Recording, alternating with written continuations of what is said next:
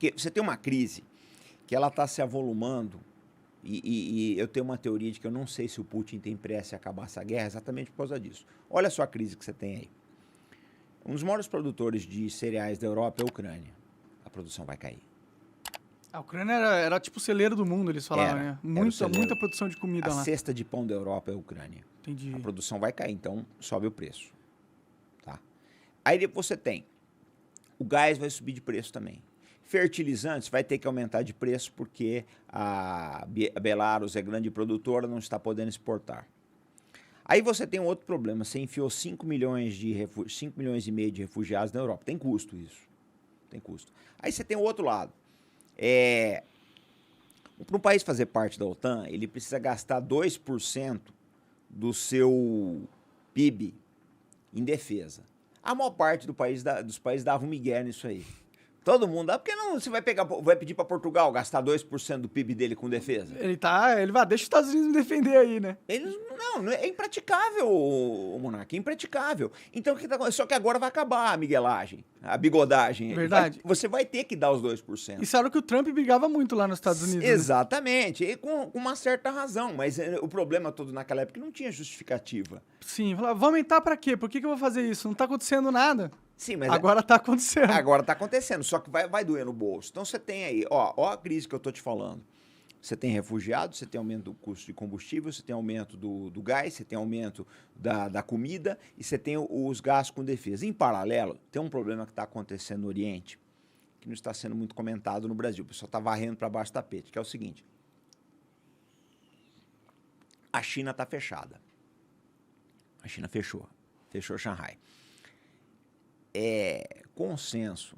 11 entre 10 analistas dizem que esse fechamento é bigodagem. Não é um fechamento sanitário, é um fechamento político e econômico. Faz sentido. A China quer... Já está todo mundo vacinado, né? Em teoria, né? Então... Ela quer uma inflação no resto do mundo. Ela quer aumentar os preços. Entendi. Você acha que ela é meio que aliada da Rússia nesse sentido? Totalmente. Eles são aliados ali. Totalmente. Então, o que acontece? Você tem duas saídas aí. Eu não sei qual é a pior. Você escolhe. Tira no paro ímpar, no que você quiser. Acho que só tem saída ruim, né? Não, o problema é o seguinte. O caso da China, por exemplo. Eu levanto de manhã, eu sempre olho o preço do petróleo. Se a China continuar fechada, você vai ter uma inflação de produtos industrializados.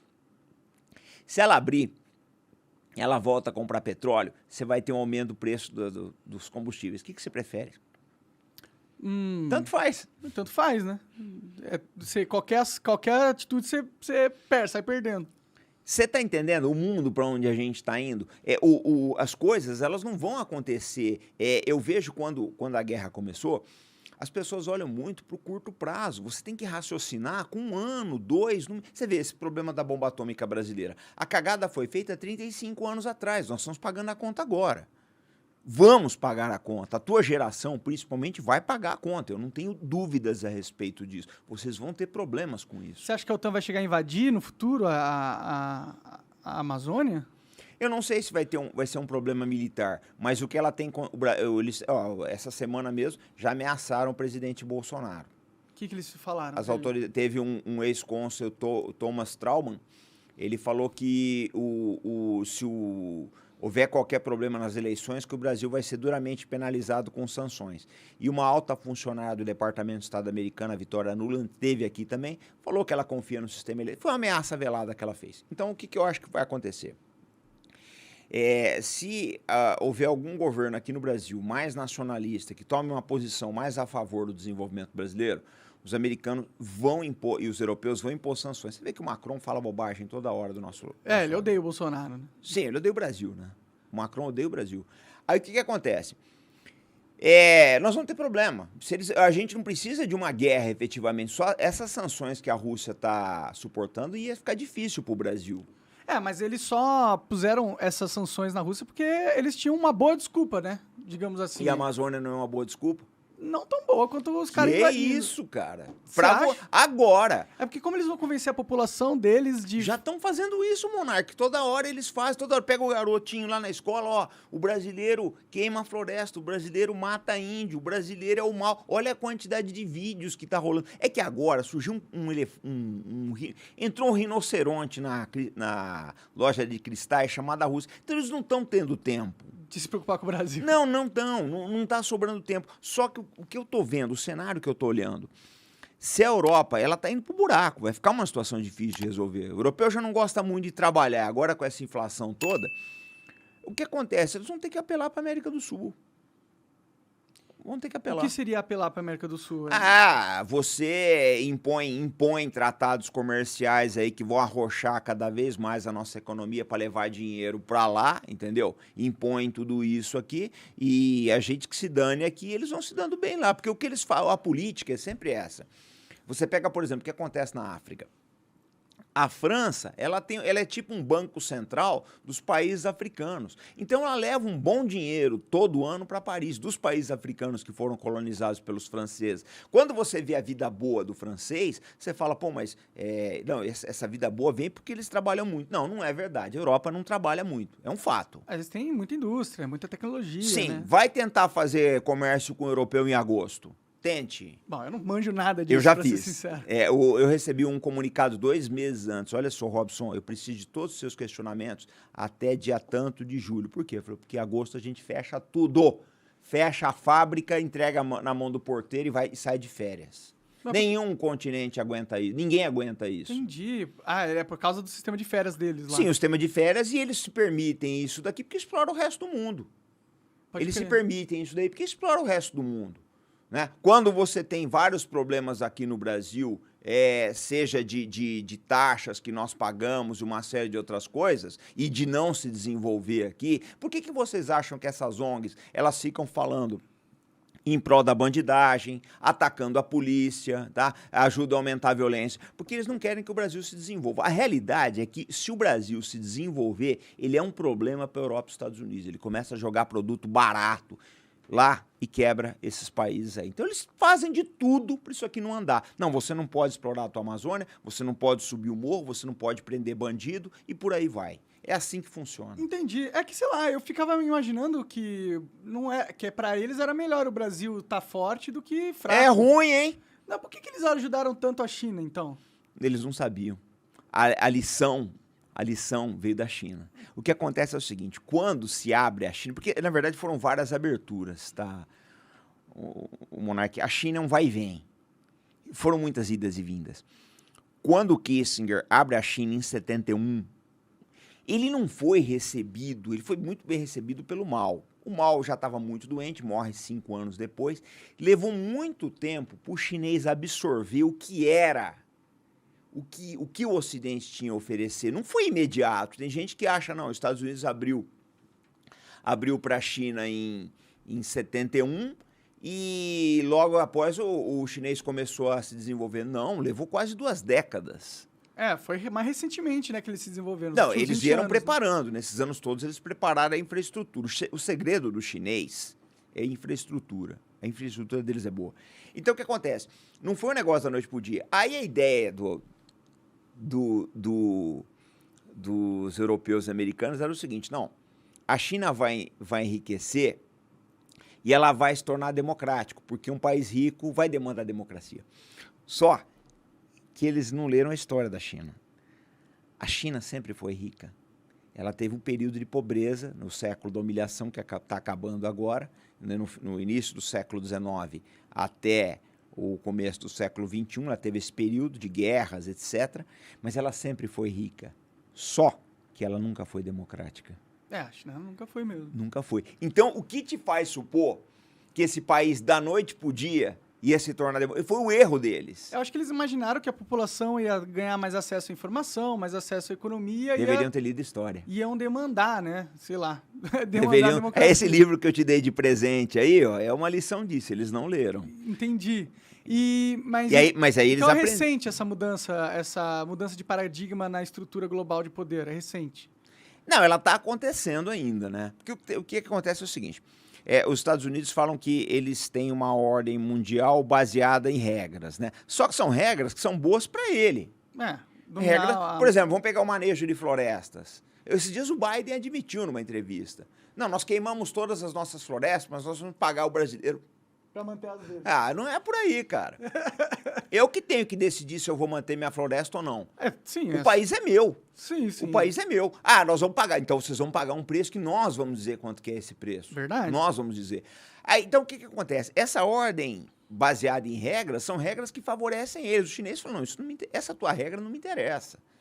E isso tudo está rompendo.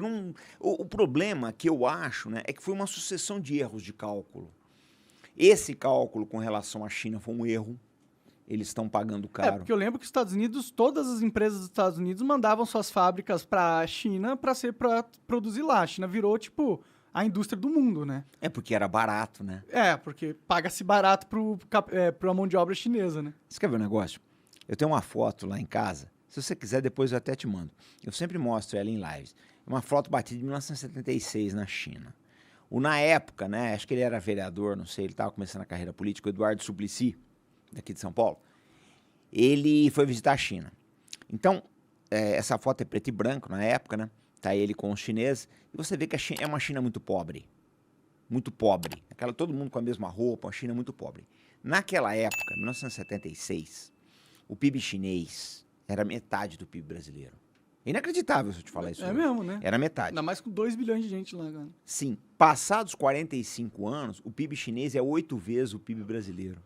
Cresceu bastante, né? Cresceu bastante. Passados 46 anos, eles foram de metade do nosso para 8 vezes. Segunda maior potência mundial, né? Sim. Há quem diga que em termos econômicos eles já estão se tornando a primeira. É bem discutível isso aí. Mas o que eu quero dizer para você, aí você fala, você está dizendo que a gente tem que se tornar como a China? Não, de jeito nenhum. Bom, rico igual a China, sim, né? Sim, aí que tá, né, Monark? O que acontece com o chinês que ajuda muito? Por exemplo, você é produtor de um bem e você precisa exportar ele. E para você exportar, você precisa de uma ferrovia e de um depósito no porto que facilite o embarque. Você vai acabar conseguindo isso. Eles investem muito nisso, na parte de infraestrutura. A gente não liga para isso, a gente não tem infraestrutura. A gente não investe em nada aqui no Brasil. Né? Mas falta organizar, porque partido político no Brasil, na verdade, não tem ideal. A gente cai numa série de coisas aí, Monark. Mas o básico é que a gente não está pensando no futuro. De fato, o Brasil parece estar entregue à própria sorte. É o Deus dará. É o Deus dará. Então lá é diferente, eles têm esse planejamento. Porque o chinês não vai pensando que o chinês é o somatório de todas as virtudes, não é. Eu falo sempre, por aí, eu brinco, eu falo, gente, chinês ele gosta de jogo, gosta de aposta, gosta de amante, gosta da mesma coisa. É o mesmo povo, é a mesma coisa. Quem não gosta de jogo, né? Sim, mas o que acontece? A diferença ali é que eles colocaram uma certa ordem, mas achar que o erro das pessoas é esse. É não enxergar como é que o povo é. O chinês é supersticioso. Sim, tá? Eles, como por exemplo, qualquer outro, né? Tem coisas que pra gente é importante e pra eles não. Por exemplo, democracia pra gente, liberdade é importante. Pra eles não, é prosperidade e família. Pode crer. Prosperidade pro chinês aparece em muitos ditados deles e muitos slogans. Prosperidade para o chinês é um ativo. Então não adianta você querer negociar com ele, não, porque nós vamos trazer mais liberdade para você. Mas o que esse cara tá falando? Eu não entendo o que ele tá... Ele não tá ligando para isso. Ele não quer liberdade. Eles nunca não sabem o que é isso. Outra construção histórica, outra realidade. Né? Essa é uma imposição do Ocidente. E eu acho que o Ocidente está quebrando a cara exatamente por essas coisas. Entendi. E aí você acha que então agora o caminho é a China ficar cada vez mais dominante? Olha, eu acho o seguinte, a China, ela não é uma potência com vertente bélico, não é um negócio deles. O chinês, ele é basicamente um artesão e um mercador, ele não é um guerreiro. Entendi. Eu te provo isso. A grande construção militar da China, o que é? A muralha. Porra, pode crer. A muralha é uma instalação defensiva. Né?